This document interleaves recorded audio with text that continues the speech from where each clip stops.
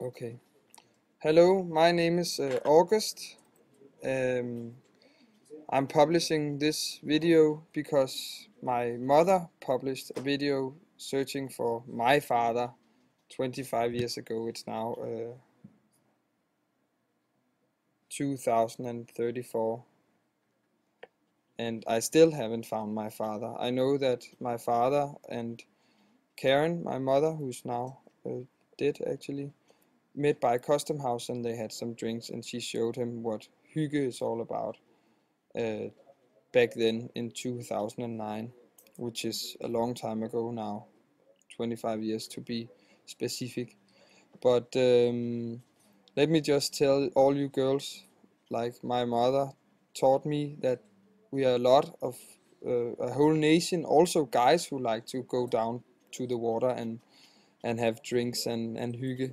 So if there's any girls out there then that would like to have hygge with me, for example, then they can just contact me on this address down here by the down at the bottom of the page or wherever it is. I don't know. I'm not so good with the internet actually, even though it's very common here in 2034.